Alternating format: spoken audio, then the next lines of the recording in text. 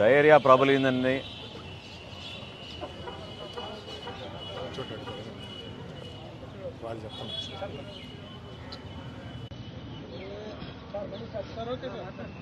గత వారం రోజుల నుంచి గుంటూరు నగరంలో డయేరియా ప్రబలిందని ప్రతి ఒక్కరు కూడా ఆవేదనతోటి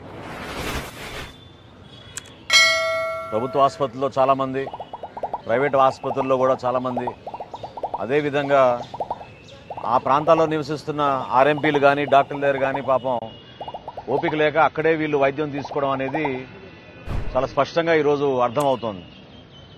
సుమారు 200 పైన అడ్మిషన్స్ జరిగినాయని, ఈరోజు కూడా 15 మంది వరకు కొత్త కేసులు వచ్చినాయి, నమోదైనాయని చెప్పి సిబ్బందితోటి మేము చర్చిస్తున్నప్పుడు చాలా స్పష్టంగా అర్థమైంది. జనసేన పార్టీ నుంచి మేము ఈరోజు ఈ పర్యటనలో ఒక ప్రయత్నం ఏంటంటే, ప్రభుత్వం స్పందించాల్సిన రీతిలో స్పందించడం లేదు. ఇటువంటి ఇబ్బందికరమైన పరిస్థితులు ఏర్పడినప్పుడు మానవతా దృక్పథంతో స్పందించాల్సిన మనస్తత్వం మరింత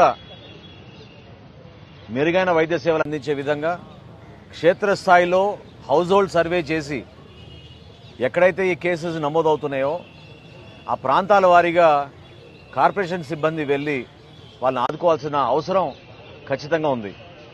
వైద్య సిబ్బంది కూడా కేవలం ఆసుపత్రి వరకే పరిమితం కాకుండా డోర్ టు డోర్ సర్వే చేసి ఆ ప్రాంతాల్లో ఎక్కడైతే కలుషితమైన నీటి వల్లనే ఈ సమస్య అనేది చాలా స్పష్టంగా ప్రతి పేషెంట్ కూడా ఈరోజు మాట్లాడుతున్నప్పుడు వాళ్ళు చెప్తున్నారు.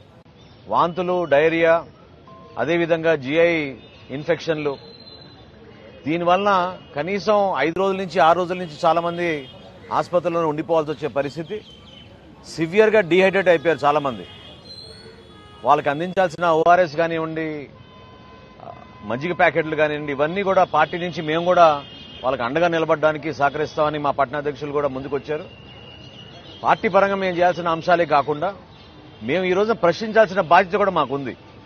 ఎందుకంటే సుమారు 1400 కోట్ల రూపాయల బడ్జెట్ ఉన్న గుంటూరు నగర కార్పొరేషన్లో ఎందుకు ఇటువంటి పరిస్థితి రావాలి? ఎందుకు పైప్ లైన్ ని మీరు మరమ్మతులు చేసుకోలేకపోయారు? ఎందుకు ఫిల్టర్డ్ వాటర్ సరఫరా మీరు చేసుకోలేకపోతున్నారు? రక్షిత మంచినీటి పథకం కింద మీరు తీసుకురావాల్సిన నీటి సరఫరా పేద ప్రాంతాల్లో నివసిస్తున్న ప్రజలకి ఇబ్బందికరమైన పరిస్థితి ఎందుకు వస్తోంది? ఈ రోజు కూడా భూగర్భ జలాలపైన ఆధారపడుతున్న గుంటూరు నగరానికి ఎందుకు గత 5 సంవత్సరాల నుంచి వీళ్ళు ఒక డ్రింకింగ్ వాటర్ తీసుకు ఖచ్చితంగా ఇన్ఫ్రాస్ట్రక్చర్ లోపం ఉంది, మెయింటెనెన్స్ లోపం ఉంది. నాకు అందిన సమాచారం చాలా చోట్ల ఈ మోటార్లు కూడా పనిచేయడం లేదు. వాటర్ ట్రీట్మెంట్ ప్లాంట్స్ కూడా సరిగా ఏర్పాటు చేయలేదు వీళ్ళు. ఇంత పెద్ద నగరంలో, ఎంతో గొప్పగా చెప్పుకునే గుంటూరు నగరంలో ఇటువంటి పరిస్థితి రావడం చాలా దారుణం, దురదృష్టకరం. ఖచ్చితంగా మేము ఖండిస్తున్నాం. బాధ్యత తీసుకోవాలి. ఇదేదో కేవలం రాజకీయ వ్యవస్థ పైన బురద జరగడానికి కోసం చేస్తున్న ప్రయత్నం కాదు ఇది. ప్రభుత్వంలో ఉన్న ప్రతి అధికారి, అదేవిధంగా ఎన్నుకోబడ్డ ప్రజాప్రతినిధులు కూడా దీనికి ఆ రెస్పాన్సిబిలిటీ తీసుకోవాలి. అంతేగాని ప్రెస్ కాన్ఫరెన్సులు పెట్టి ఇతరులపైన విమర్శిస్తే దానివల్ల సామాన్య ప్రజలు ఎదుర్కొంటున్న సమస్య గురించి ఎందుకు వీళ్ళు పెద్ద మనసుతో స్పందించరు? దాన్ని మేము ప్రశ్నిస్తున్నాం. అనేక మంది పేదవారు పాపం వాళ్ళు వచ్చి 5 రోజులు 6 రోజులు అయిపోయింది, వాళ్ళ గురించి పట్టించుకునే నాదుడు లేరు. సుమారు 3 చనిపోయారని చెప్తున్నారు ఇప్పటి వరకు. ఇంత సీరియస్ సమస్య ఉన్నప్పుడు ఎందుకు ప్రభుత్వం నుంచి ఒక వార్ ఫుటింగ్ బేసిస్ లో ఇంటింటికి మీరు సర్వే చేసి మెడికల్ టీమ్స్ ని మీరు క్షేత్రస్థాయిలో పంపించి ఈ సమస్య పరిష్కారం కోసం ఖచ్చితంగా చొరవ చూపించాలి. గుంటూరు ఆసుపత్రిలో సిబ్బంది పాపం వాళ్ళు కష్టపడుతున్నారు, వాళ్ళు ఆదుకుంటున్నారు, నర్సులు కానీ డాక్టర్లు కానీ ఒక కుటుంబం 5-6 రోజులు వాళ్ళు హాస్పిటల్లోకి వచ్చి చేరి వాళ్ళు ఇక్కడ బతకాలంటే ఏమాత్రం వాళ్ళకి లైవ్లీహుడ్స్ లేని కుటుంబాలు, ఆ పేద కుటుంబాలను ఆదుకునే విధంగా ప్రభుత్వం కూడా స్పందించాలి. ఆర్థిక సహాయం కూడా అందించాలి వీళ్ళకి. తప్పకుండా రాబోయే రోజుల్లో జనసేన పార్టీ నుంచి మేము ఆ కుటుంబాలకు అండగా ఉండడానికి మా వంతు మేము ప్రయత్నం చేస్తాం, నిలబడతాం. వాళ్ళకి అందించాల్సిన వైద్య సిబ్బంది ద్వారా అందించాల్సిన కొన్ని మందుల సరఫరా కానివ్వండి, డీహైడ్రేట్ కాకుండా ఇవ్వాల్సిన ఓఆర్ఎస్ ప్యాకెట్లు, మజ్జిగ ప్యాకెట్లు, అదేవిధంగా కొబ్బరి నీళ్లు ఇవన్నీ కూడా అందిస్తామని ముందుకు వచ్చారు మా నాయకులు. తప్పకుండా ఆ కుటుంబానికి ఆదుకోవడానికి మా వంతు మేము ఈ సందర్భంగా నిలబడతాం. డెఫినెట్గా దీనిపైన సమగ్రమైన ఎంక్వైరీ జరగాలి. ఎందుకు ఇన్ని కేసులు నమోదైనాయి, ఎందుకు పారదర్శకంగా ఈ కేసు చెప్పడం లేదు, మార్చేస్తున్నారు, బెడ్ మార్చేస్తున్నారు. ఒక చోట ఒకే చోట వీళ్ళందరూ ఉంటే తెలుస్తున్న విషయంతో సమాచారం బయటికి వెళ్ళకుండా చేస్తున్న ప్రయత్నం అది సబబు కాదు. సమస్య వచ్చి ఇంకా మెరుగైన వైద్య సేవలు అందించాలి. వాటిని మేము ఖచ్చితంగా మేము డిమాండ్ చేస్తాం. రాబోయే రోజుల్లో కూడా ఈ కుటుంబాలకు అండగా నిలబడతామని ఈ సందర్భంగా మేము తెలుపుకుంటున్నాం. సార్ ఇప్పటి వరకు ఎక్కడ డయేరియా కేసులు నమోదు కాలేదంటున్నారు, కానీ ఇక్కడ ఏమన్నా ఆసుపత్రిలోనన్నా విరోచనాలు, వాంతులు వీటితోనే వస్తున్నారు.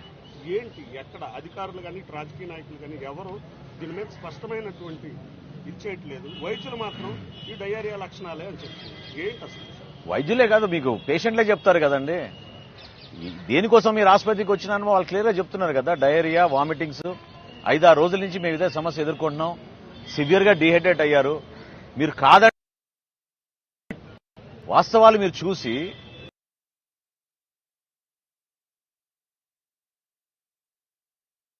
డిహైడ్రేట్ అయిపోయి ఉన్నారు. డిహైడ్రేట్ అయితేనే కదా మీరు వాళ్ళకి ఆ విధంగా ఆదుకోవాల్సిన పరిస్థితి తీసుకొచ్చారు. ఇక్కడ రాజకీయ పరంగా మాట్లాడాల్సిన అంశం కానే కాదు. దయచేసి కుటుంబాలకు అండగా నిలబడండి. జనసేన పార్టీ నుంచి మా వంతు మేము ఏ విధంగా సహాయం చేస్తున్నామో ప్రభుత్వం కూడా పెద్ద మనసుతో స్పందించాలి. ఈ కుటుంబాలు పాపం చాలా పేద కుటుంబాలు.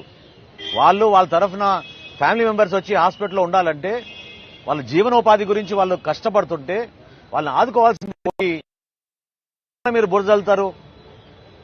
ప్రతిపక్ష నాయకులపైన, పార్టీలపైన బురద జల్లితే మీకేం వస్తుంది? అది వీళ్ళు మానుకోవాలని చెప్పి. Thank you.